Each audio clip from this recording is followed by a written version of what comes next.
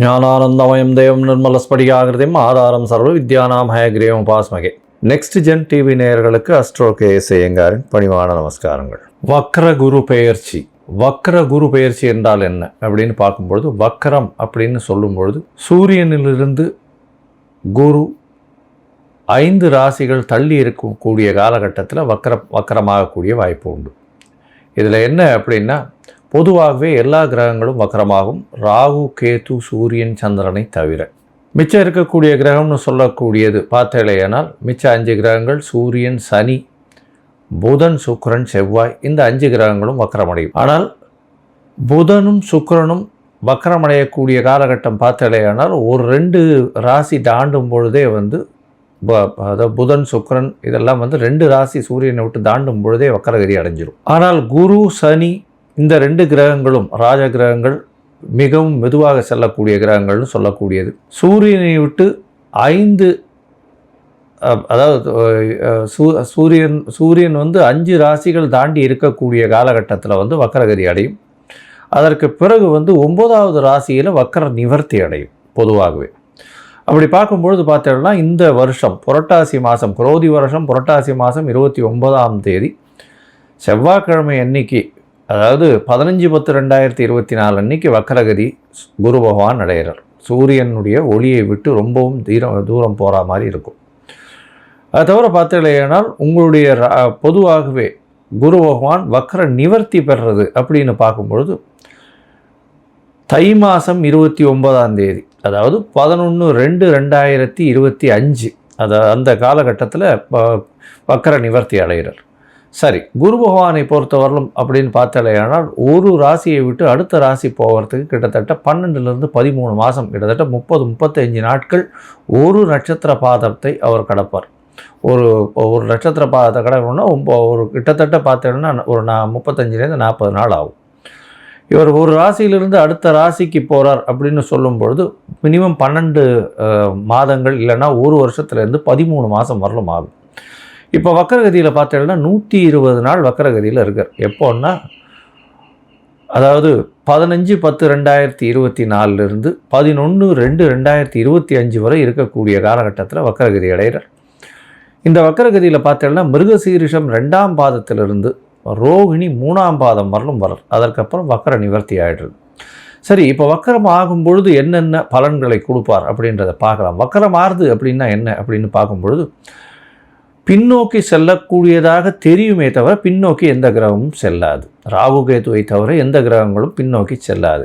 அதாவது சூரியனுக்கும் குருவுக்கும் உண்டான இடைவெளி அதிகமாக இருக்கக்கூடிய காலகட்டம். அதனால் பின்னோக்கி செல்வதை போல தெரியும். அதாவது 2 ட்ரெயின் பேரலாக போகும்போது ஒரு ட்ரெயினை விட நம்ம போயிட்டுருக்கிற ட்ரெயின் பின்னாடி போகிற மாதிரி இருக்கும். ரெண்டுமே ஈக்குவல் டிஸ்டன்ஸில் ஈக்குவல் ஸ்பீடில் அதனுடைய ஆர்பிட்லேயே போயின்னு இருக்கும். இப்போ பார்த்தோம்னா குரு பகவான் வக்கரகதி அடையும் போது என்ன ஆகும் அப்படின்னா, அவருக்கு உண்டான அந்த ஒரு தீட்சிண்யம் கொஞ்சம் கம்மியாகக்கூடிய வாய்ப்புகள் நிச்சயமாக உண்டு. அதன் மூலியமாக நல்ல, அதாவது சுபகிரகமான குரு பகவான், அதாவது அதீத சுபர்னு சொல்லக்கூடியவர், அதாவது கிரகங்களிலேயே முதல் சுபர்னு சொல்லக்கூடியவர் குரு பகவான். எந்த இடத்தில் இருந்தாலும் அவர் கெடுதலை செய்ய மாட்டார். அதனால் ஒன்று அவருடைய விஷயத்தை அவர் செய்ய வேண்டிய செய்வாரே தவிர அவருக்கு எதிர்வினையாக செய்ய தெரியாது, செய்யவும் மாட்டார். தவறான விஷயங்கள் செய்ய மாட்டார். அதனால தான் அவர் குரு பகவான் பேர் வச்சு குரு அப்படின்னு சொன்னாலே அது பெரிய ஏற்றத்தை கொடுக்கக்கூடியவர். சரி, இந்த குரு பகவான் இருக்கக்கூடிய இடம் இருக்கக்கூடிய இடத்தை விட பார்க்கக்கூடிய இடம் அதிகமாக வலுப்பெறும். தனித்த குரு, தனித்த அந்தணன் பாழ்னு சொல்லுவாங்க. தனித்த குரு இருந்ததுன்னா ரொம்ப அனலைஸ் பண்ணி அந்த இடத்துக்கு எடுத்துரும். அதனால் தனித்த குருவாக இருக்கிறதை விட அது பார்க்கக்கூடிய இடம், அதை தவிர அத்தோடு சேர்ந்த கிரகங்கள், அதை பார்க்கக்கூடிய கிரகங்கள் நல்லபடியாக இருந்ததுன்னா பெரிய ஏற்றம் கிடைக்கக்கூடிய காலகட்டம். சரி, இப்போ வக்கர குருவாக இருக்கே, இப்போ எப்படி இருக்கும் அப்படின்னா, வக்கர குருவாக இருக்கும்பொழுது என்னென்ன சுப பலன்கள் கொடுக்கணுமோ அந்த சுப பலன்களை கொடுக்காமல் நிறுத்துவார். இதன் மூலியமாக சுபங்கள் வரக்கூடியது அப்படின்னு பார்க்கக்கூடிய காலகட்டத்தில் சிறு தடங்கள் ஏற்படக்கூடிய காலகட்டமாக அமையும். இப்போ ஏற்கனவே சிறு தடங்களில் இருக்கிறவர்களுக்கெல்லாம் ஒரு நல்ல நேரமாக மாற்றமாக அமையும். அதாவது அப்படியே மாற்றி செய்யும். அதுதான் வக்கரகதியினுடைய ஒரு பெரிய நிமித்தமே. இப்போ வக்கரகதியில் இருக்கும் பொழுது என்ன அப்படின்னு பார்த்தோம்னா, சூரியனுடைய சப்தம பார்வையில் குரு வக்கரகதியில் இருக்கும் பொழுது அந்த காலகட்டத்தில் பார்த்தீங்கன்னா சிவராஜ யோகம்னு சொல்லக்கூடியது அமையிறது. இந்த சிவராஜ யோகம் அமையிறதுனால என்ன அப்படின்னா, நினைத்த காரியங்கள் எல்லாமே நிச்சயமாக வெற்றி பெறக்கூடிய வாய்ப்பு உண்டு. இது எப்போ அமையும் அப்படின்னா, சூரியன் விருச்சிகத்தில் வரும்போது இந்த வருஷம் குருவும் ரிஷபத்தில் இருக்கார். விருச்சிகம்னா கார்த்திகை மாதம். கார்த்திகை மாதத்தில் சூரியன் வரும்போது சிவராஜ யோகம் அமையிறது.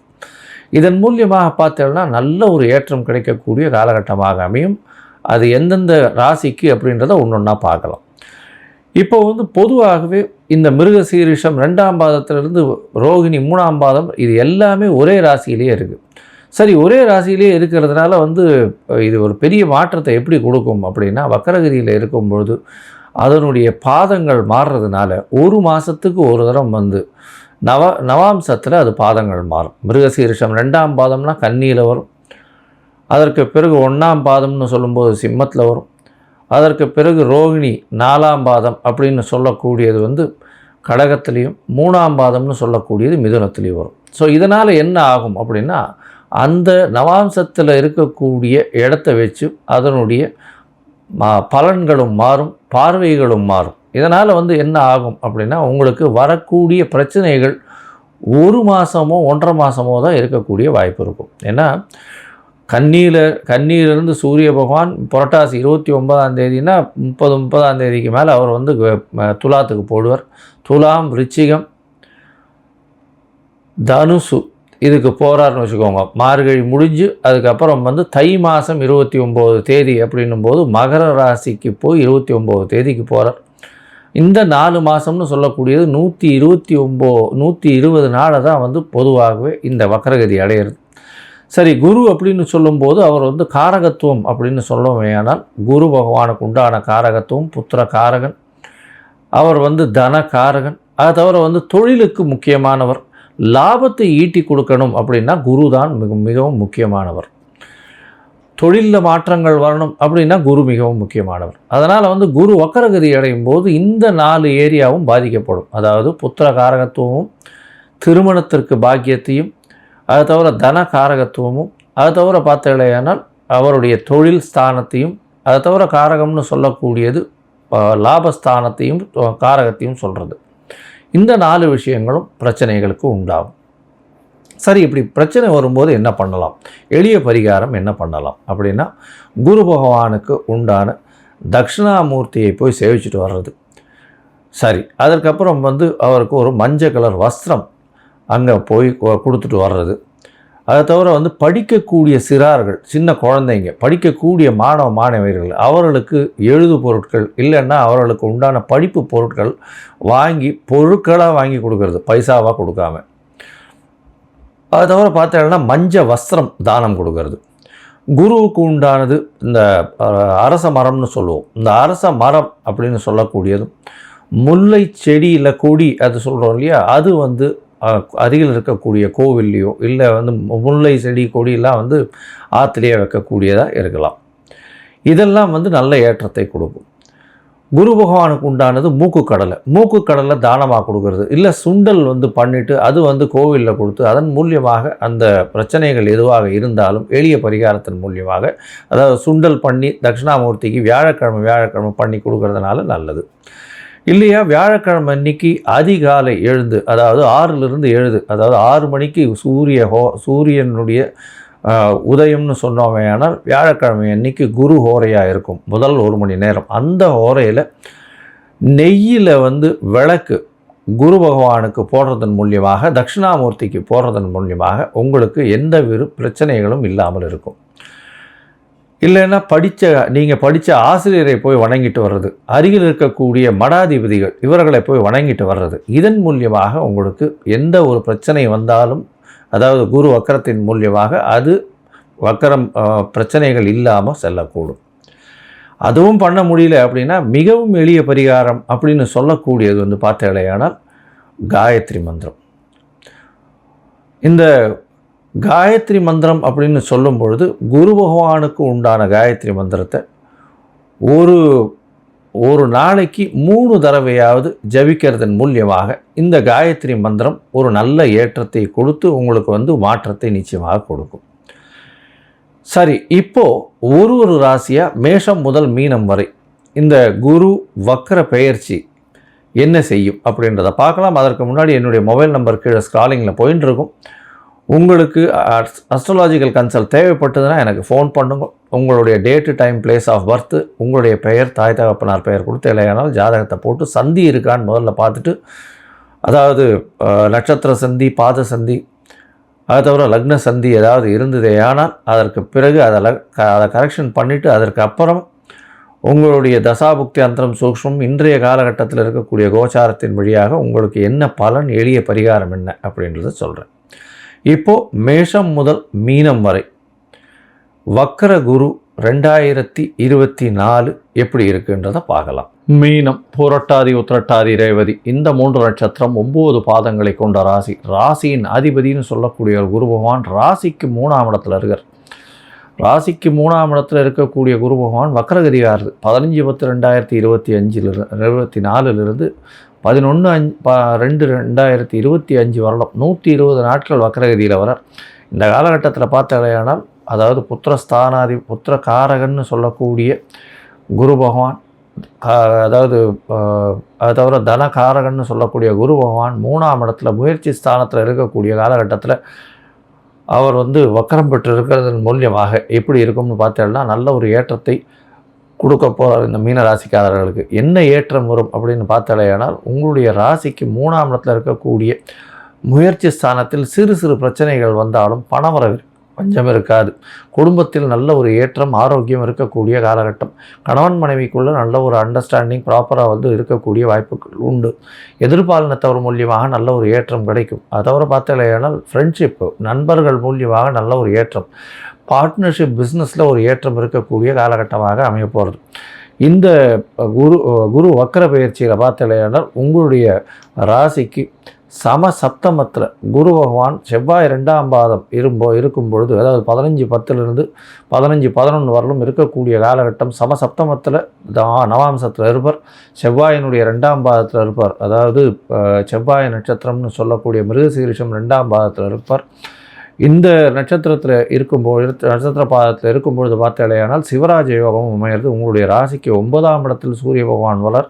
விருச்சிக ராசி, அதாவது கார்த்திகை மாதத்தில் வரக்கூடிய காலகட்டம். அதனால் சிவராஜ யோகம் அமையிறது பெரிய விசேஷம். இதன் மூலியமாக பார்த்தோம்னா நீங்கள் நினைச்சது எல்லாமே நடக்கக்கூடிய பாக்கியம் உண்டு. அதை தவிர உங்கள் தந்தையின் மூலியமாக அதிகமான வருமானம் வரும்.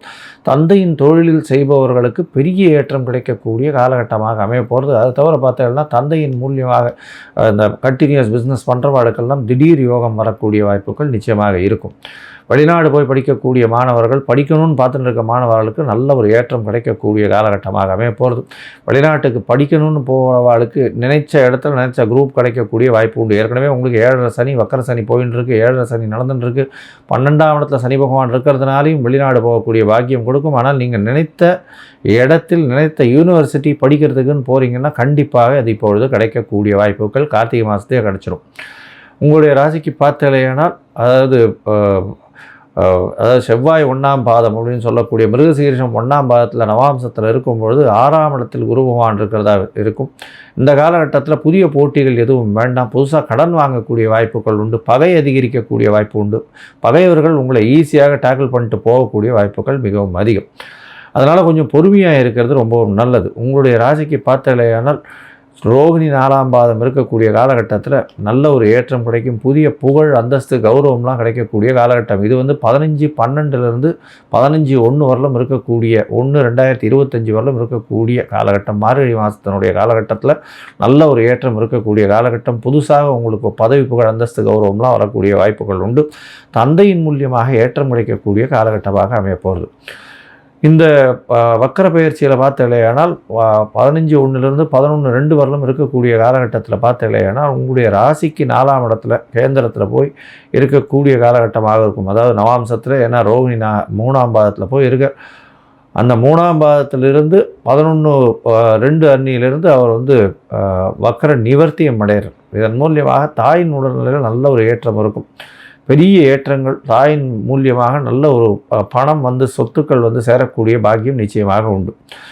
பொதுவாக பார்த்தீங்களேயானால் இந்த வக்கர குரு பயிற்சி வந்து இந்த மீனராசிக்காரர்களுக்கு பெரிய ஏற்றத்தை பணத்தில் கொடுக்கக்கூடிய காலகட்டமாக அமையும். தொழிலில் பெரிய அபிவிருத்தி இருக்கும்.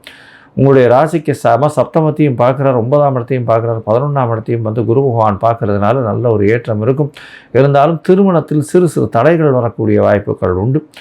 அது தவிர பார்த்தீங்கன்னா பெருத்த லாபங்கள் தொழிலில் வரக்கூடிய வாய்ப்புகள் இல்லை. அதில் சிறு சிறு பிரச்சனைகள் இருக்கக்கூடிய வாய்ப்புகள் நிச்சயமாக இருக்கும். மொத்தத்தில் இந்த குரு வக்கர பயிற்சியின் மூலியமாக நல்ல ஒரு ஏற்றம் இருக்கும். இருந்தாலும் நீங்கள் அருகில் இருக்கக்கூடிய, அதாவது முன்னூர் அப்படின்னு விழுப்புரம் மாவட்டம் பக்கத்தில் இருக்கக்கூடிய, அதாவது மரக்காணம் பக்கத்தில் முன்னூர் அங்கே வந்து தட்சிணாமூர்த்தி கோவில் ஒன்று இருக்குது. அதுக்கு போயிட்டு வர்றதன் மூலியமாக உங்களுக்கு எல்லா விதமான சௌக்கியங்களும் வந்து சேரும். லோகா சமஸ்தா சுகினோ பவந்து. நன்றி, நமஸ்காரம்.